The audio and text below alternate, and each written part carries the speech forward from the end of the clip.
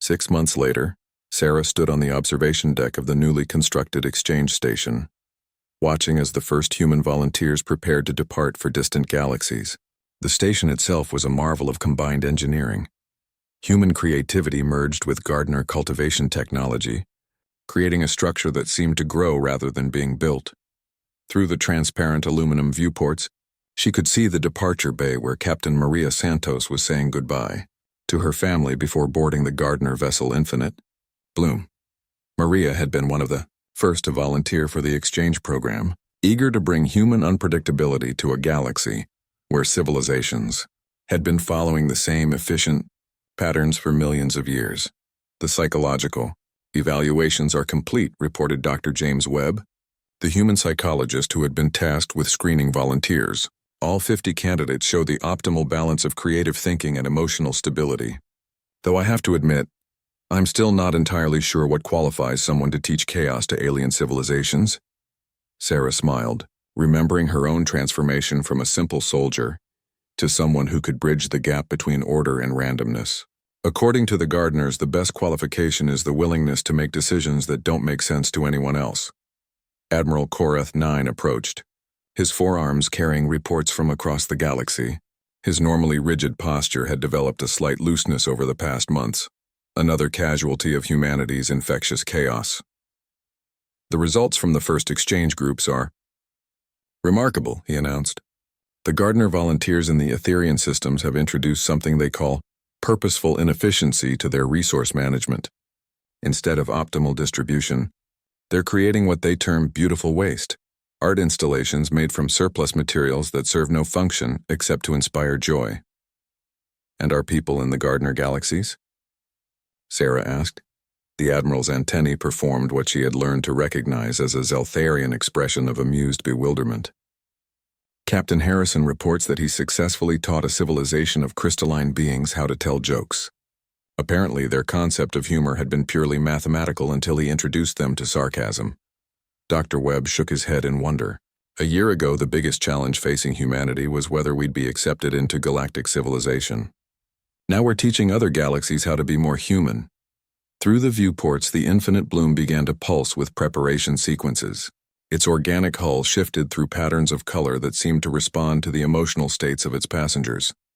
Sarah had learned that Gardner technology wasn't just alive, it was empathically connected to those who used it. Commander, came the harmonic voice of Aria 7, one of the Gardner volunteers who had remained in their galaxy. Her crystalline form was similar to the Etherians but more complex, with geometric patterns that shifted based on her thoughts. The Integration Council is ready for your final briefing. Sarah nodded, straightening her uniform. The Integration Council was another impossible thing that had emerged from the chaos of recent months.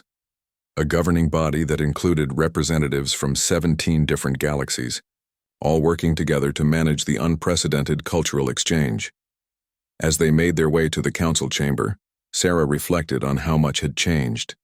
The galaxy that had once been rigidly divided by species and territory was now connected by dimensional shortcuts that responded to conscious intent. Trade routes that had taken months to traverse could now be completed in days. Not because of new technology, but because reality itself had become more cooperative. The council chamber was a study in organized chaos. Representatives from dozens of species sat alongside Gardner cultivators, whose forms defied easy description. Holographic displays showed real-time updates from exchange programs across multiple galaxies, while translation matrices converted thoughts into understanding, regardless of the biological origin of those thoughts. Commander Chen greeted Council Speaker Valdris, a Corvani, whose ancient wisdom had been enhanced by exposure to human creativity. The quarterly reports are ready for review. Sarah took her place at the center of the chamber, feeling the familiar weight of responsibility. Her role had evolved far beyond military command. She had become something like a cultural ambassador, helping to guide the integration of chaos and order across galactic civilization. The exchange programs have exceeded all projections, she began, activating the holographic displays. Human volunteers have successfully introduced creative disruption to 47 different civilizations, while Gardner volunteers have helped stabilize the dimensional rifts in our own galaxy. The displays showed remarkable transformations. Worlds that had been sterile and perfectly ordered now showed signs of beautiful randomness. Cities with streets that curved for no reason except aesthetics, art that served no purpose beyond emotional impact, and music that deliberately broke mathematical harmony to create something more moving than perfection. But perhaps more importantly, Sarah continued, we're seeing the emergence of something entirely new. Hybrid civilizations that combine the best aspects of order and chaos, creating forms of consciousness that neither could achieve alone. One of the Gardner representatives, a being of shifting energy patterns called confluence of growth, pulsed with interest. Its thoughts reached every mind in the chamber. The Chaos Bringers have exceeded our highest expectations. The cultural seeds they have planted are growing into forms we never imagined possible. Admiral Korath 9 activated another display, showing long-range dimensional scans. There's more. The dimensional monitoring stations are detecting something unprecedented. The barriers between galaxies are becoming more permeable, not just in our local group but across vast distances. Dr. Webb leaned forward, his scientific curiosity evident. Are you suggesting that the changes we've made are spreading beyond our direct influence? That's exactly what I'm suggesting, the Admiral confirmed. The marriage of order and chaos isn't just affecting the galaxies we're directly working with. It's creating a cascade effect across the entire universe. Reality itself is learning to be more flexible. Sarah felt a deep sense of satisfaction mixed with apprehension. Humanity's gift for creative destruction had started as a survival trait on a single world. Now it was reshaping the fundamental nature of existence itself. There's something else, she said, calling up a personal report that she had been hesitant to share. The dimensional alterations have been affecting me as well. My consciousness is becoming distributed. I can sense events across multiple galaxies simultaneously, feel the emotional resonance of civilizations I've never visited. The chamber fell silent as the implications sank in. Sarah was becoming something unprecedented, a living bridge between galaxies. Her consciousness expanded to encompass the vast network of cultural exchange that humanity had helped create. Area 7's crystalline form pulsed with harmonic excitement. The transformation was predicted by our oldest growth models. The Chaos Bringer who first bridged order and randomness would eventually become a nexus point for multidimensional consciousness. What does that mean for me? Sarah asked. It means you are becoming something entirely new, Confluence of Growth replied. Not human, not Gardner, but a hybrid consciousness capable of understanding and guiding the development of civilization across multiple realities.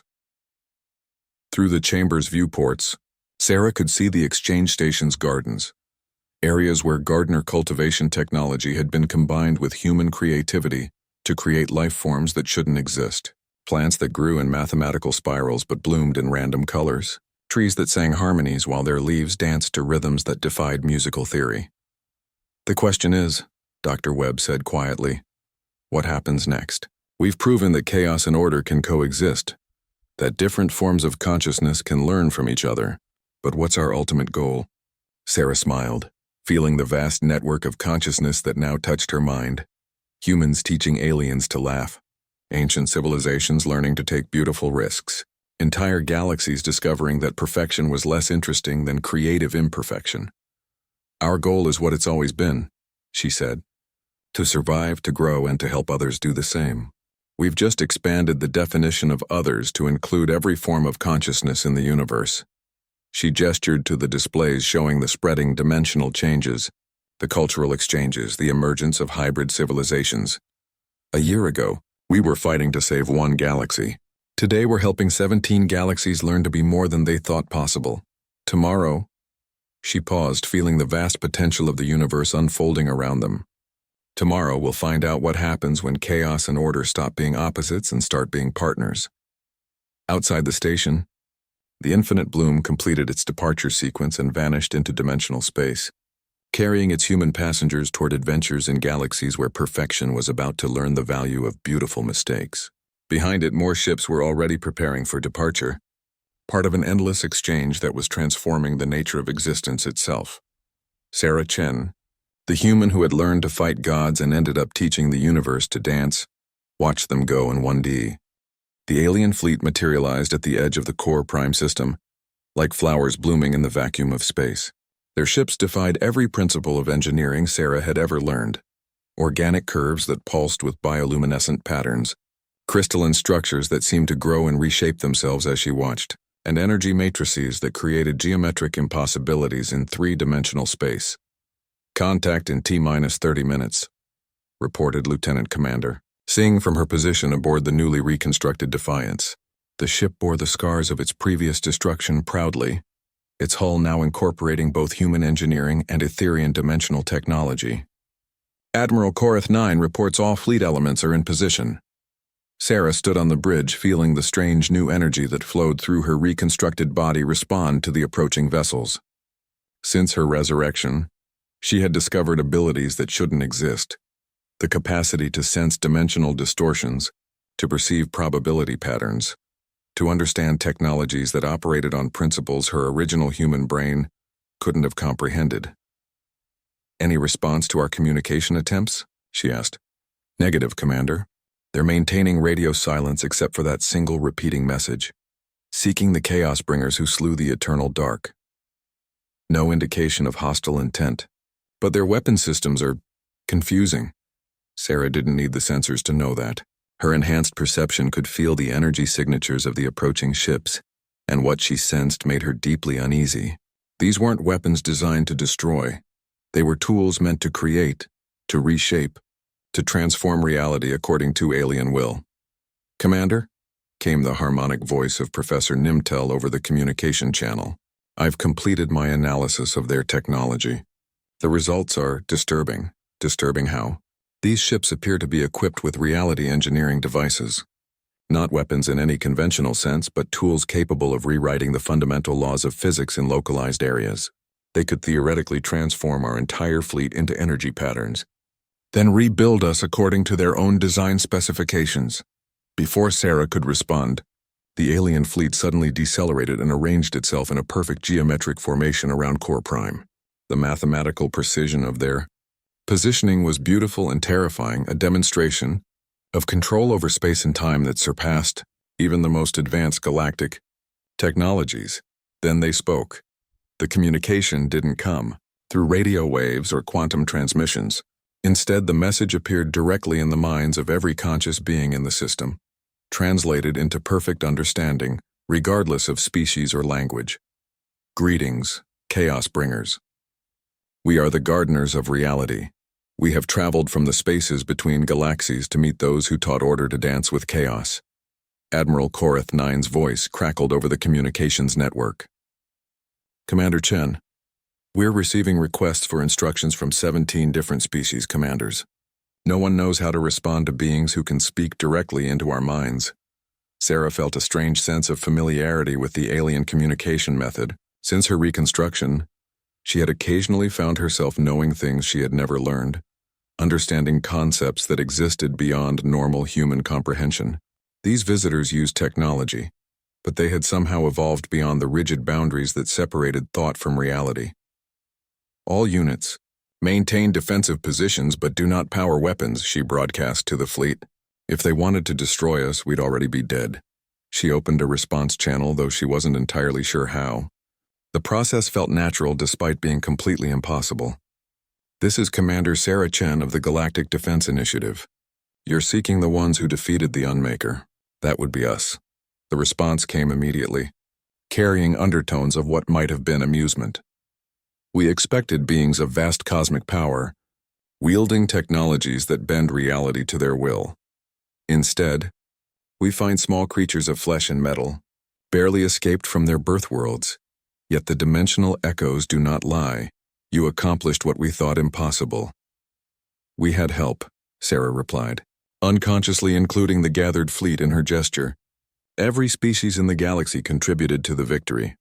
The alien formation shifted slightly, and Sarah felt their attention focus on her specifically.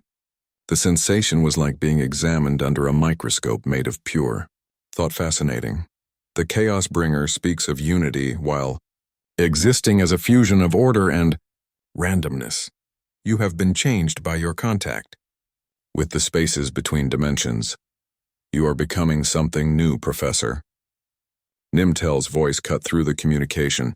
"Commander, Their sensors are performing detailed scans of your biological and quantum signatures. The level of analysis is incredibly sophisticated. Sarah felt the scanning process like gentle fingers exploring her reconstructed form. These beings could apparently read the story of her death and resurrection written in the quantum structure of her atoms. "We are the gardeners," the aliens continued. "We tend the growth of reality across multiple galaxies, cultivating complexity and fostering the evolution of consciousness. The Unmaker was an infestation, a force that consumed our gardens and left only sterile void. You've been fighting it for a long time," Sarah observed. "For epochs beyond your comprehension, we drove it from galaxy to galaxy, watching it consume civilizations we had spent millions of years nurturing. When it entered your galaxy, we prepared to follow and continue the eternal chase. But we killed it," Lieutenant Commander Singh pointed out. "Indeed, you accomplished in moments what we could not achieve in eons." The Unmaker fled from order and consumed structure. We fought it with greater order. Superior structure, more perfect systems. Yet the more perfectly we opposed it, the stronger it became. Sarah began to understand. You were feeding it exactly what it needed. The Chaos Bringer comprehends. We had become so focused on perfecting order that we forgot the value of creative destruction. Your species remembered what we had lost. That sometimes the best way to preserve something is to be willing to destroy it completely. The alien ships began to pulse with new patterns of light, and Sarah felt a shift in their emotional resonance. Where before there had been clinical interest, now there was something approaching excitement. "We have a proposal for the Chaos Bringers." Admiral Korath Nine's voice carried a note of suspicion. "What kind of proposal?" "Our gardens span 17 galaxies. Each contains billions of worlds, where consciousness has evolved in countless forms. But our cultivation has made them predictable, safe, stagnant. You want us to mess up your gardens," Sarah said, understanding flooding through her enhanced consciousness. "We offer partnership. Human chaos integrated with gardener structure. Your species, gift for creative destruction combined with our ability to nurture growth together. We could foster forms of consciousness that neither order nor chaos could achieve alone." The communication channel erupted with responses from the various fleet commanders. Some were intrigued, others suspicious, many simply confused. Sarah felt the weight of decision settling on her shoulders once again. "What exactly are you proposing?" she asked. "Cultural exchange. Human volunteers would travel to our gardens, bringing your gift for beautiful chaos to civilizations that have forgotten how to take risks. In return, gardener volunteers would remain in your galaxy, sharing our knowledge of cultivation and growth." Professor Nimtel's harmonics carried scientific excitement. "Commander, the technological and cultural knowledge exchange would advance our understanding by millennia." But General Calith's gruff voice carried a warrior's caution. "And if this is an elaborate form of conquest? If they're planning to scatter humanity across 17 galaxies to prevent us from being a threat?" The gardener response came tinged with what might have been respect. "The Chaos Bringers are wise to suspect deception. But consider, if we wish to neutralize your threat, we would simply rewrite the quantum structure of your homeworlds. Your weapons cannot harm us. Your technologies cannot match ours. Then why the partnership offer?" Sarah asked. "Because force cannot create what we seek. Chaos that is imposed becomes mere destruction. Chaos that is freely given becomes creativity. We do not wish to conquer the Chaos Bringers. We wish to learn from them." Sarah looked around the bridge at her crew, seeing the mix of wonder and apprehension in their faces. Humanity had just finished saving their own galaxy, and now they were being offered the chance to help nurture life across 17 others. "I need to consult with my government and the Galactic Council," she said finally. "We will wait. But consider this. Chaos Bringer, your species has already begun to change your galaxy. The dimensional rifts, the flexibility of reality, the infection of logical species with emotional decision-making.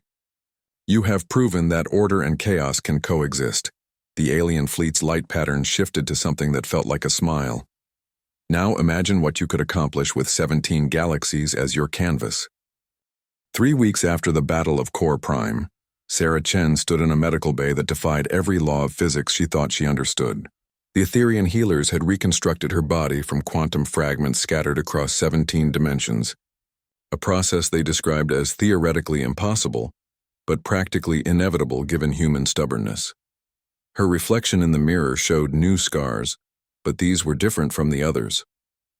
Where her previous wounds bore the energy signatures of divine weapons, these new marks seemed to shift and flow, carrying traces of the space between spaces where she had briefly existed. The dimensional reconstruction process has left you altered, Professor Nimtel explained, her crystalline form resonating with harmonic concern. You died, Commander Chen, completely and utterly. Yet somehow your consciousness refused to dissipate even after your physical form was destroyed. Sarah flexed her rebuilt fingers, feeling strength that hadn't been there before. Human stubbornness, according to the medical report. That was my professional assessment, yes, the Etherian professor confirmed. Although I suspect the reality is more complex. You've been touched by the spaces between dimensions, changed by them. I'm not certain you're entirely human anymore. Before Sarah could respond, the medical bay's doors opened and Admiral Korath 9 entered, his forearms carrying what appeared to be an armload of official documents. His usually composed demeanor showed cracks of exhaustion and stress. Commander, the Galactic Council has been in emergency session for 72 hours straight, he announced. The repercussions of the battle are significant. Sarah turned from the mirror, noting the careful way the Admiral chose his words. How significant? The Unmaker's death throes created dimensional rifts across 14 star systems, Admiral Korath 9 explained, activating a holographic display that showed the affected regions. Nothing catastrophic, but reality is flexible in those areas now. Physics works differently. Some worlds are experiencing temporal anomalies. Others have gravity that flows upward on Tuesdays. That doesn't sound like a catastrophe, Sarah observed. It's not. That's the problem. The Admiral's antennae drooped with what Sarah had learned to recognize as Zeltharian confusion. Every predictive model suggested that killing the Unmaker would either save the galaxy or destroy it entirely. No one anticipated that reality would just adapt. Professor Nimtel's harmonics shifted to an amused frequency. The universe, it seems, has developed a sense of humor since coming into contact with human chaos theory. Sarah moved to the viewport, looking out at the bustling activity around Core Prime. The artificial world had been fully restored, its 17 billion synthetic citizens returned to their physical forms. But something had changed. Where once their society had been perfectly ordered, now there were irregularities, art that served no function, music that followed no mathematical principles. Random acts of kindness that defied logical programming. The synthetics aren't the only ones affected, Admiral Korath 9 continued. Reports are coming in from across the galaxy. Species that have been rigidly logical for millennia are suddenly developing what they're calling human syndrome, the tendency to make decisions based on emotion rather than pure logic. Is that bad? Sarah asked, unknown. The Korthak High Command sent a formal complaint yesterday, stating that their warriors have begun composing poetry instead of battle plans.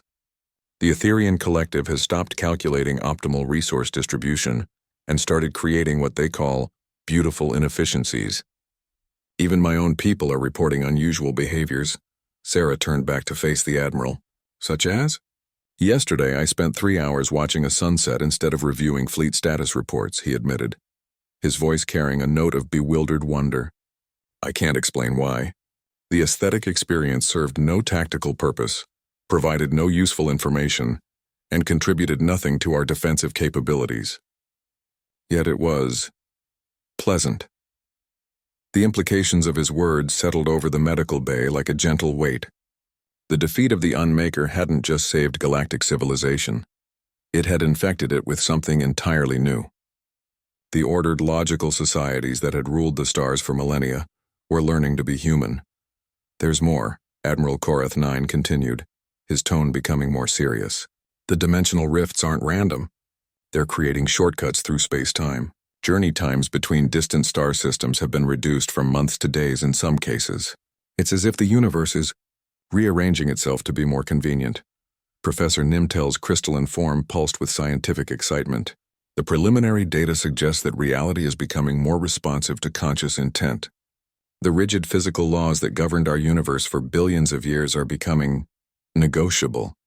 Sarah absorbed this information, feeling a strange mix of pride and concern. Humanity's gift for chaos hadn't just defeated an ancient enemy. It had fundamentally altered the nature of existence itself. "What about Earth?" she asked. "How is my homeworld handling these changes?" The Admiral's expression became carefully neutral. "Earth has been adaptable. The dimensional alterations there have been particularly pronounced.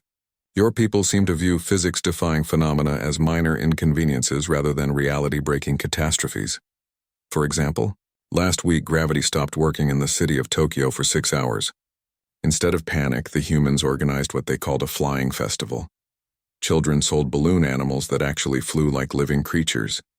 Street musicians played instruments that created visible music hanging in the air like colorful ribbons. Sarah couldn't help but smile. That sounded exactly like something humans would do. "The Galactic Council is requesting your input on how to manage these changes," Admiral Korath 9 said, offering her the stack of documents. "Every species is looking to humanity for guidance on how to function in a universe where logic and chaos coexist." Sarah took the documents, feeling their weight both physical and metaphorical. For centuries, humans had been the newcomers to galactic civilization, learning from older, wiser species who had mastered the art of order and logic. Now those same species were asking humans to teach them how to embrace uncertainty. "There's something else," Professor Nimtel said, her harmonics becoming more serious. "The dimensional scans of your reconstructed form show unusual readings. You're not just carrying traces of interdimensional space, you're actively connected to it." Sarah looked down at her hands, noting the subtle way reality seemed to bend around her fingers. "What does that mean?" "It means you've become a living bridge between order and chaos," the Etherian professor explained. "Your presence stabilizes the dimensional rifts while simultaneously keeping them flexible. You're not just human anymore, Commander. You're something new." Before Sarah could fully process this revelation, an urgent chime sounded from the Admiral's communication device. His expression grew grave as he listened to the incoming message. "Commander," he said, his voice tight with concern, "we have a problem.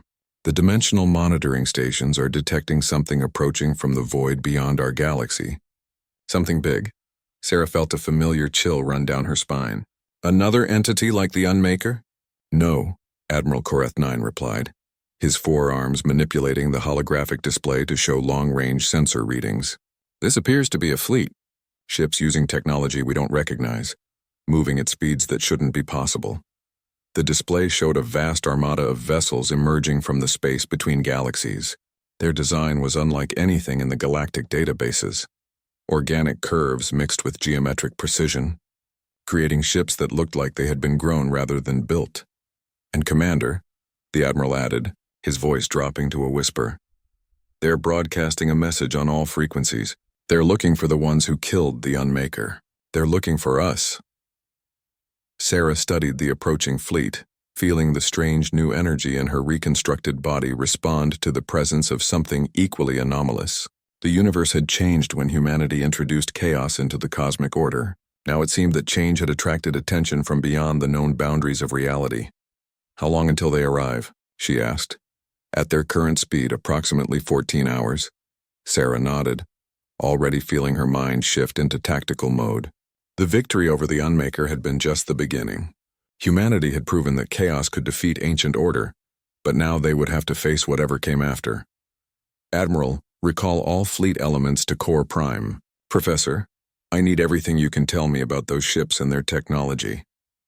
She paused, looking out at the stars that no longer seemed quite as distant or cold as they once had, and, "Someone get me a direct line to Earth if these visitors are looking for the people who taught the universe to be unpredictable. They're about to meet the species that wrote the book on making impossible things happen." The void between stars had never felt so alive with malevolent purpose. Sarah stood on the bridge of the flagship Defiance, watching the tactical displays that showed the approaching horror. 3 days ago, the outer sensor networks had detected the first signs of reality distortion. Now space itself seemed to writhe as the Unmaker drew closer to Core Prime. "Dimensional stress readings are off the charts," reported Lieutenant Commander Zara Singh, Sarah's human tactical officer. Her voice remained steady, despite the impossible reading scrolling across her console. Whatever this thing is, it's causing space-time to bend just by existing near it. Admiral Korath 9's voice crackled over the communication channel from his command ship. All fleet elements report ready status. The Etherian energy matrices are at full charge. But Professor Nimtel warns they can only maintain maximum output for 17 minutes before catastrophic failure. Sarah nodded grimly. 17 minutes to either save galactic civilization or watch it die. She'd had worse odds before, but never with stakes this high. Around Core Prime, nearly 10,000 ships from every major species waited in carefully orchestrated formations. To an outside observer, their positioning looked sloppy with obvious gaps in coverage. But those gaps were illusions, designed to channel the Unmaker exactly where they wanted it. "Commander Chen," came the synthetic voice of Unit 7742 from Core Prime's surface. "The civilian evacuation is complete. 17 billion artificial consciousnesses have been transferred to secure quantum storage. The planet now appears to be populated but is actually a sophisticated holographic projection." "Perfect," Sarah replied. "How long until our guest realizes it's a trap?" Analysis suggests the Unmaker will detect the deception within 67 seconds of full manifestation. This provides a narrow window for engagement. 67 seconds. Sarah had fought gods and survived, but she'd never tried to kill something that could rewrite the laws of physics with its presence. Her hand moved unconsciously to the new scar across her collarbone, the mark left by her first encounter with this entity. "All units, prepare for dimensional anchor deployment," she broadcast to the fleet. "Remember, we only get one shot at this. If the containment field fails, the Unmaker escapes back to its dimensional refuge and we lose everything." The tactical display suddenly erupted in warnings as reality began to collapse near Core Prime. Space twisted inward on itself, creating patterns that hurt to look at directly. The laws of physics seemed to scream in protest as something that shouldn't exist forced its way into their universe. "Emergence detected," sang Professor Nimtel's harmonic voice over the communications. "The entity is manifesting in our dimensional space.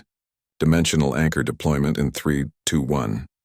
Across the fleet, Etherian ships fired their dimensional anchor systems. Beams of crystallized reality shot toward the emerging entity, creating a geometric prison designed to trap something between dimensions. The space around Core Prime flickered and solidified as the anchors took hold. For a moment, Sarah thought they had succeeded. The Unmaker's form became visible, a writhing mass of dark energy that seemed to be composed of every nightmare that had ever existed. It towered above Core Prime like a mountain of living shadow, its presence causing the planet's surface to ripple like water. Then it spoke, not in words but in concepts that bypassed language entirely and carved themselves directly into every conscious mind in the fleet. "Amusing. You think to cage the eternal dark?" The dimensional anchors began to crack. Hairline fractures of impossible light spread across the containment field as the Unmaker tested its prison. Sarah watched the structural integrity readings plummet and knew they had minutes at most before their trap failed. "All units, open fire," she commanded. "Everything we have right now." The space around Core Prime lit up like a newborn star as 10,000 ships unleashed their combined firepower. Plasma cannons, particle beams, quantum torpedoes, and weapons that existed only in theoretical physics textbooks all converged on the trapped entity.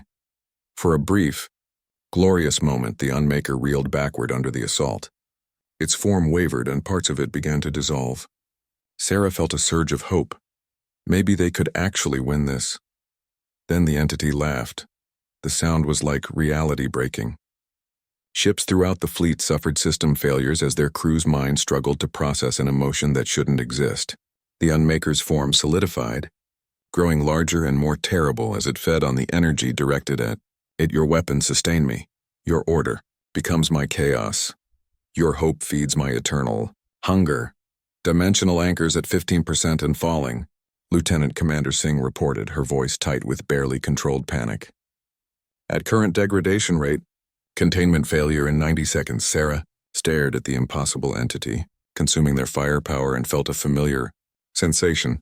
The moment in battle when all conventional tactics failed and only desperate innovation remained.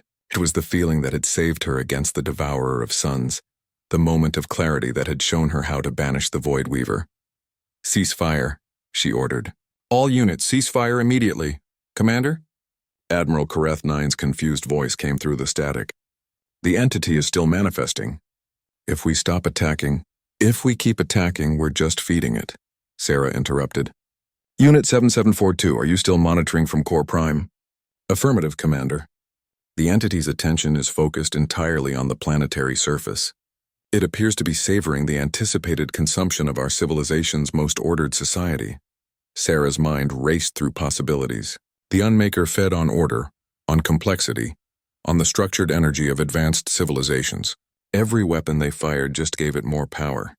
But there was one type of energy it hadn't encountered yet. One force that defied every logical pattern. All human ships. Prepare for ramming speed, she announced.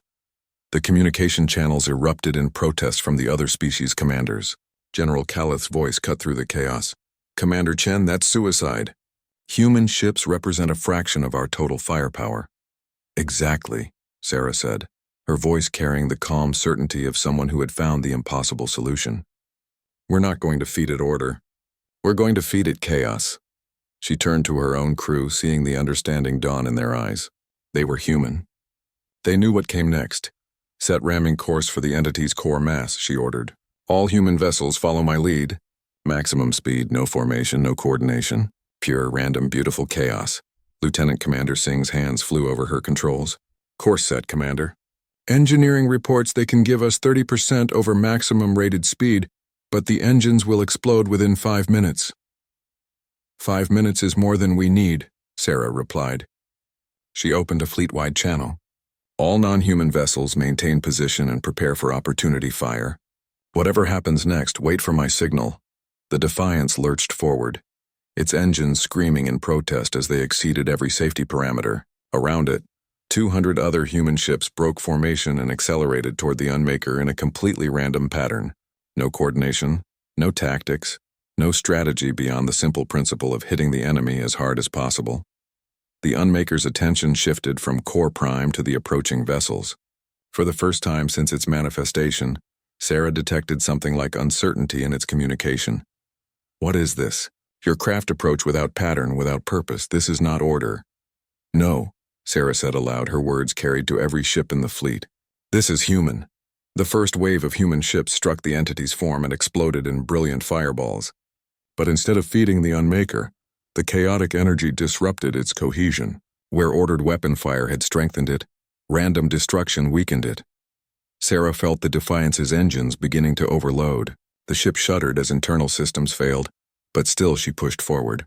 Through the viewports she could see the Unmaker's form beginning to waver, its confident presence replaced by something approaching fear. Now, she broadcast to the fleet. All remaining units fire at will. The combined firepower of the galactic fleet struck the destabilized entity. This time the energy didn't feed it. The chaos of the human sacrifice had poisoned its ability to consume order. The Unmaker writhed in what might have been pain, its form beginning to collapse. The Defiance struck the entity's core just as its engines reached critical overload. The explosion that followed wasn't just physical. It was a detonation of pure human stubbornness, the refusal to surrender even in the face of cosmic horror. As consciousness faded, Sarah heard the Unmaker's final communication. No longer confident, but filled with something that might have been respect. Understand now, you are the chaos that dwells within order, the madness that gives meaning to logic. I cannot unmake what refuses to follow. Rules. The last thing Sarah saw before the darkness took her was the entity's form dissolving, its essence scattered across dimensions, no longer able to maintain coherence in a universe that contained beings capable of such beautiful, terrible chaos. The war room beneath Nexus Station hummed with activity as the greatest military minds of the galaxy gathered around Sarah's impossible plan. Holographic displays showed ship movements across dozens of star systems, supply lines stretching across impossible distances, and tactical analyses that would have been considered science fiction just weeks before. General Voss Callith, the Korthak Supreme Commander, stood before a massive display showing fleet dispositions. His 6-foot frame was built for war, covered in natural armor plating that had deflected more weapons than most soldiers ever saw. His gruff voice carried the authority of someone who had never lost a battle. The logistics alone are staggering, he rumbled, his secondary arms manipulating tactical data, while his primary arms gestured at the display. We're talking about coordinating the movements of 17 different species military forces, each with incompatible technology and communication protocols. Admiral Korath 9 nodded, his Zeltharian features tense with concentration. The Etherian High Command has agreed to provide their dimensional anchor technology, but they estimate a 93% probability of catastrophic failure if the calculations are off by even 0.01%. Sarah stood at the center of the organized chaos, her armor now bearing the unified insignia of the Galactic Defense Initiative, a hastily formed alliance that represented the first time in recorded history that every major civilization had agreed to work together. The irony wasn't lost on her that it had taken the threat of universal extinction to achieve galactic peace. "What about the human contribution?" asked Commander Yithnell, a synthetic officer whose analytical capabilities had proven invaluable in war planning. "Your species represents only 3% of the galactic population, yet you're requesting 40% of command positions." A murmur of agreement rippled through the assembled officers. It was a fair question, and one that had been raised repeatedly since planning began. Other species had superior technology, larger fleets, more advanced weapons. What could humans possibly offer that justified such disproportionate authority? Sarah activated a holographic display showing human military history. Battles flashed across the projection. Humans fighting impossible odds, winning through tactics that bordered on madness, surviving conflicts that should have destroyed them completely. "Every other species in this room evolved from prey animals or natural pacifists," she said, her voice cutting through the murmur. "You developed intelligence to avoid conflict, to find peaceful solutions, to build rather than destroy." The display shifted, showing the evolutionary history of various galactic species. The Korthak, despite their warlike appearance, had evolved from herbivorous herd animals. The Zeltharians were originally deep-ocean filter feeders. The Etherians were energy beings who had transcended physical conflict entirely. Humans evolved from persistence hunters, Sarah continued, were the descendants of creatures that ran prey animals to death across vast distances. "We developed intelligence not to avoid conflict but to make conflict more efficient." She manipulated the display, showing human tactical innovations throughout history, flanking maneuvers that other species considered impossibly risky, sacrificial gambits that turned certain defeat into miraculous victory, strategic retreats that somehow became devastating counterattacks. "You want to know why humans should lead this fight?" Sarah asked. "Because when every logical analysis says a situation is hopeless, humans look for the one illogical option that might work." General Kaleth's armored head tilted thoughtfully. "Clarify your strategic framework, Commander. How does human tactical thinking apply to an entity that exists partially outside reality?" Sarah smiled grimly. "Because the Unmaker thinks like you do. It's logical, methodical, efficient. It follows patterns that make sense. It expects us to respond to threats in predictable ways." She activated another display, showing the Unmaker's expansion pattern. The progression was indeed methodical. Isolated targets first, then gradual expansion, always choosing the path of least resistance. "Look at how it's moving," Sarah pointed out. "It's avoiding heavily defended systems, bypassing military strongholds, targeting civilian populations and research facilities. It's following the optimal strategy for a methodical conquest." Admiral Korath 9's compound eyes studied the pattern. "You're suggesting we can predict its movements?" "More than that," Sarah said. "We can manipulate them. The Unmaker is drawn to order and complexity because those are the most satisfying to unmake. If we create a target that appears perfectly ordered and impossibly complex, it won't be able to resist." She gestured to Commander Yithnell. "The synthetic homeworld, Core Prime. 17 billion artificial intelligences working in perfect harmony, managing resources with mathematical precision, creating art and culture that exist in pure informational form. The synthetic." Commander's optical sensors focused intently on Sarah. "Assessment. You wish to use my people as bait for this entity. I'm asking your people to be heroes," Sarah corrected. "Core Prime represents everything the Unmaker wants to destroy. Perfect order, pure logic, consciousness without the messy complications of organic evolution. If we can make it believe Core Prime is completely defenseless, it will commit everything to claiming that prize." Unit 7742 processed this for several seconds. "Query. What prevents the Unmaker from simply destroying Core Prime and moving on to the next target? Sarah's expression grew fierce. Because we'll be waiting for it. The moment it fully manifests in our reality to claim Core Prime, every ship, every weapon, every soldier in the galaxy will be ready to hit it with everything we have. The assembled officers exchanged glances across species lines. The plan was audacious beyond belief, using an entire world as bait to draw out an entity that had already proven capable of consuming star systems. The technical challenges are immense, observed Professor Nimtel, who had been reviewing the dimensional anchor specifications. We need to create a containment field large enough to trap a partially interdimensional entity while simultaneously powering weapon systems that exceed our current energy generation capacity by orders of magnitude. The Etherian energy matrices can handle the power requirements, Admiral Korath 9 confirmed. But the coordination required... He trailed off, his antennae drooping. Sarah stepped forward, her presence commanding attention. That's where human tactical doctrine becomes crucial. Every other species trains for efficiency, minimum casualties, optimal outcomes. Humans train for acceptable losses. The phrase hung in the air like a physical weight. Acceptable losses, a concept that most galactic civilizations had abandoned centuries ago, when they developed the technology to make warfare nearly bloodless. The Etherian energy matrices will fail, Sarah continued matter-of-factly. The dimensional anchors will overload.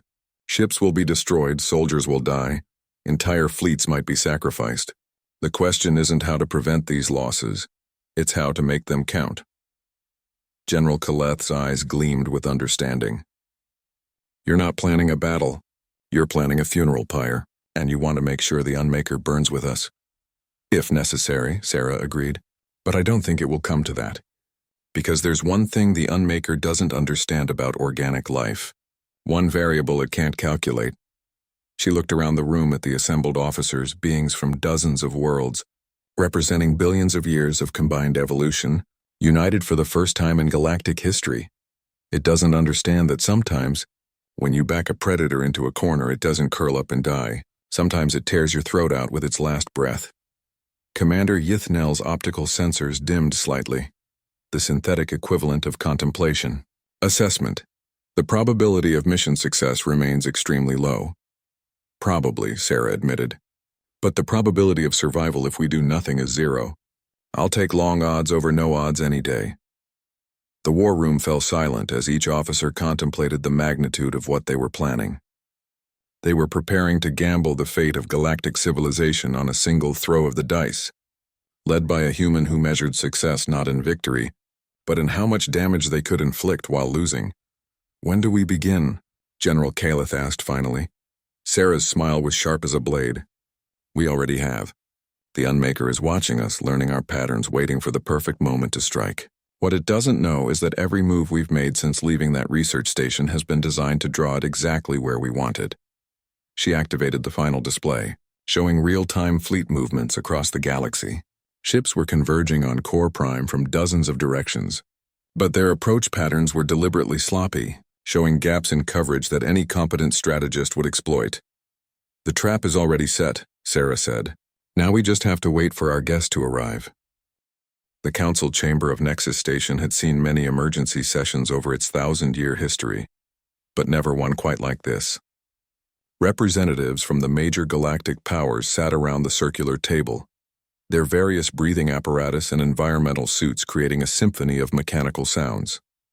At the center stood Sarah Chen, still wearing her battle-scarred armor, a single human addressing the collective wisdom of dozens of civilizations.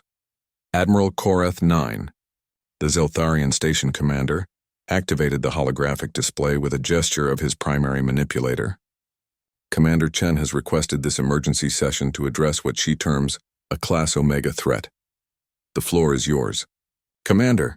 Sarah stepped forward, her boots echoing in the chamber's perfect acoustics. Around the table, beings that had ruled star systems longer than Earth had possessed written language waited for her words. The weight of their combined centuries of experience seemed to press against her, but her voice remained steady. 3 months ago, the research station at Kepler 442b went silent, she began. The holographic display shifted to show a star map, a single red dot marking the location. Standard protocol assumed equipment failure or pirate activity. When no distress beacon activated, a relief ship was dispatched. The display changed again, showing the twisted wreckage of what had once been a state-of-the-art facility. The assembled delegates leaned forward, their various sensory organs focused on the impossible sight. The station hadn't just been destroyed, it had been transformed into something that hurt to look at directly. "What are we seeing?" asked Professor Nimtel, the Etherian representative. Her crystalline form rang with harmonic confusion. "The molecular structure appears to be..." "Singing?" "Not singing," Sarah corrected. "Screaming. Every atom in that wreckage is caught in a perpetual state of decay and regeneration. The research team is still alive after a fashion. They're experiencing their deaths over and over again forever." A shudder ran through the chamber.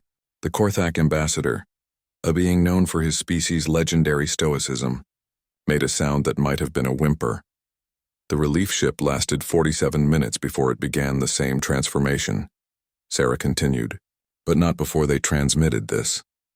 The holographic display flickered, showing the interior of a spaceship. The crew, a mixed group of humans, Zeltharians, and Korthak, moved about their duties with mechanical precision. But their eyes were wrong. Empty sockets wept streams of light that fell upward, defying gravity and sense. "This entity," Sarah said, her voice cutting through the horror, "doesn't just kill, it converts. Every being it touches becomes part of its essence while retaining enough consciousness to suffer. The dead become extensions of its will, forever aware of what they've become." The synthetic representative, Unit 7742, processed the data with electronic efficiency. Query: "How did you survive contact with this entity, Commander Chen?" Sarah's hand moved to the unidentified scar across her collarbone. "I didn't fight it, I ran. For the first time in my career, I ran like hell and didn't look back." This admission sent shockwaves through the assembly. This was the human who had killed the Devourer of Suns, who had banished the Void Weaver. If Sarah Chen ran from something, that something represented a threat beyond their comprehension. "But you learned something," Admiral Koreth 9 observed. "Or you wouldn't be here." Sarah nodded grimly. "It spoke to me during our brief encounter. Not in words, but in concepts forced directly into my mind. It called itself the Unmaker. It doesn't come from our reality. It seeps in from the spaces between dimensions, drawn by suffering and complexity. The Etherian delegate, a being of pure energy contained within a geometric form, pulsed with agitation. The theoretical mathematics for such an entity exist, but we deemed them impossible. The energy requirements alone would exceed the output of entire star clusters. "It doesn't need energy," Sarah said. "It feeds on the collapse of order into chaos. Every civilization it unmakes makes it stronger. Every world it transforms provides more power to reach the next one." She manipulated the holographic controls, showing a star chart that made everyone present recoil. A spreading darkness was visible, slowly but inevitably consuming star systems. Where it passed, not even the light of suns remained. "It's methodical," Sarah explained. "It starts with isolated research stations and mining colonies, places where disappearances might be attributed to other causes. By the time anyone realizes what's happening, it's already established a foothold in our reality." The ancient Corvani chancellor, whose species predated most others in the galaxy, spoke in whispers that nonetheless carried to every corner of the chamber. "We have archives, stories from the time before time, when the first civilizations rose and fell. There are references to something called the Final Night. We thought them metaphors." "Not metaphors," Sarah confirmed. "History. This has happened before in other galaxies, other realities. We're just the latest course in an endless feast." Unit 7742's optical sensors focused intently on Sarah. Assessment: "Your previous victories against divine entities suggest you have developed effective strategies against seemingly impossible opponents. What is your tactical recommendation?" Sarah was quiet for a long moment, her gaze moving around the chamber. These beings represented the pinnacle of galactic civilization, species that had solved the mysteries of faster-than-light travel, conquered death itself in some cases, and built wonders that spanned solar systems. Yet in the face of this threat, they looked to a single human for answers. "Conventional warfare is useless," she said finally. "You can't fight something that exists partially outside reality. Energy weapons feed it. Physical attacks only delay the inevitable. Nuclear fire just gives it more fuel. Then how? Admiral Korath 9 asked, his forearms spreading in a gesture of helplessness. Sarah's expression hardened, showing the steel that had carried her through battles against gods. We don't fight it. We make it fight us. On our terms, in our reality according to our rules. The Etherian professor's crystalline form rang with interest. Explain. The Unmaker exists between dimensions because it's safer there. In our reality, it's powerful but not invulnerable. If we can force it to fully manifest here, to commit itself completely to our dimensional space, we can hurt it. And how do we accomplish this impossibility? The Corvani Chancellor wheezed. Sarah's smile was grim and determined. We give it something it can't resist. Something so perfectly ordered, so beautifully complex, that it will risk everything to unmake it. She gestured to the assembled delegates, to the magnificent station around them, to the countless worlds and civilizations they represented. We give it us. The chamber fell silent except for the mechanical breathing of environmental suits and the distant hum of the station's massive engines. The full implications of Sarah's words settled over the assembly like a shroud. You're suggesting we use our entire civilization as bait, Unit 7742 observed with synthetic precision. Not bait, Sarah corrected. A trap. But for it to work, everyone needs to understand something. This plan will require sacrifices. Entire worlds might be lost before we can strike. Billions might die. She paused, meeting the gaze of each delegate in turn. But if we do nothing, everyone dies. Every world, every civilization, every dream and hope across the galaxy gets unmade into eternal suffering. So the question isn't whether we're willing to risk everything. The question is whether we're willing to risk everything for a chance to save something. The security checkpoint at Nexus Station hummed with the usual chaos of interstellar travel. Beings from dozens of worlds shuffled through scanners, their various appendages, carapaces, and energy fields triggering different protocols. The Zeltharian guards, with their forearms and crystalline sensors, had seen everything in their centuries of service. Commander Sarah Chen stepped into the scanner, her weathered face showing no emotion as the familiar routine began. The young Zeltharian guard, barely past his molting cycle, gestured with two of his arms toward the weapons locker. All gear must be removed, human, he chittered in heavily accented standard. His name tag read Vex 9 in the flowing script of his people. Sarah nodded, beginning the methodical process of disarming herself. First came the plasma rifle from her back, its scarred housing telling stories of countless battles. Then the sidearm from her hip, followed by the vibro knife strapped to her thigh. Each weapon clanked into the containment field with a metallic finality. But she wasn't done. From hidden sheaths and magnetic clips came more instruments of war, micro-grenades from her belt, a monofilament wire from her collar, neural disruptors from her boots. The pile grew larger, drawing stares from other travelers. Is that all? Vex 9 asked, his four eyes blinking in sequence. No. Sarah reached behind her neck, finding the hidden clasps of her armor. The advanced combat suit had become like a second skin over the years, its adaptive plating and life support systems keeping her alive through impossible odds. As she peeled it away, the environmental controls of the station felt alien against her exposed skin. Beneath the armor, she wore only a simple black bodysuit, but it was what the suit revealed that made Vex 9's breath catch in his throat. Scars covered her arms, neck, and what visible portions of her torso showed through the thin fabric. Not random scars, but deliberate patterns that spoke of battles beyond imagination. Please step into the biological scanner, Vex 9 managed, his voice suddenly uncertain. The advanced scanner was a piece of Etherian technology, capable of reading the quantum signatures left by different forms of damage. As the blue light washed over Sarah, holographic displays materialized around her, showing the scanner's analysis. Vex 9's supervisor, an ancient Zeltharian named Keth Prime, glided over on his hover platform. His carapace bore the deep grooves of extreme age, and his compound eyes had witnessed the rise and fall of civilizations. He took one look at the readings and went completely still. Vex 9, he whispered, his voice carrying harmonics of disbelief. Do you see these energy signatures? The younger guard's antennae twitched as he studied the data. I don't understand what I'm looking at, Elder. Keth Prime's forearms moved across the control interface with practiced precision, calling up comparison databases. The holographic display shifted, showing energy patterns from various known weapons and beings. Each comparison flashed red, no match found. These scars, Keth Prime breathed, his voice dropping to reverent tones. They're from weapons that don't exist. Energy signatures that belong to beings of legend. He paused, his ancient eyes meeting Sarah's steady gaze. Have you fought a god?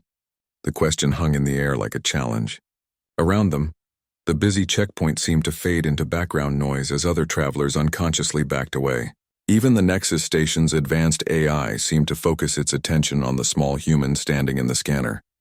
Sarah's expression didn't change, but something flickered in her dark eyes. Which one? The simple response sent ripples through the gathered crowd. A Korthak trader dropped his shipping manifest. A delegation of Etherian diplomats stopped their musical conversation mid-note. Even the usually unflappable synthetic observers turned their optical sensors toward the human Keth Prime's. Carapace began to emit a low harmonic, a sound his people made only in the presence of something truly extraordinary. His clawed hands moved over the scanner controls again, this time with trembling precision. The devourer of suns, he whispered. These burns, they match theoretical models of solar fire concentrated into weapon form. Sarah nodded slightly. Third moon of Proxima Vale. It killed 11 billion Colonari before I put it down. The Void Weaver, Keth Prime continued, his voice gaining strength as he identified another pattern. Reality distortion scars. But that's impossible. The Void Weaver was banished beyond the outer spiral centuries ago. It came back, Sarah said simply. Had to remind it why it left the first time. More scars revealed their secrets under the ancient Zeltharian's expertise. The crystalline cuts of the Shard Empress, the probability burns of the Quantum Tyrant, the time loop marks of the Chronarch's failed attempt to erase her from existence. With each identification, the crowd of onlookers grew larger. Word was spreading through the station's communication networks. The human in Bay 94 wasn't just a traveler. She was something from the stories parents told their children, the legends that older races whispered about in darkened chambers. But why? Vex 9 finally managed to ask. Why fight such beings? Surely they're beyond mortal concern.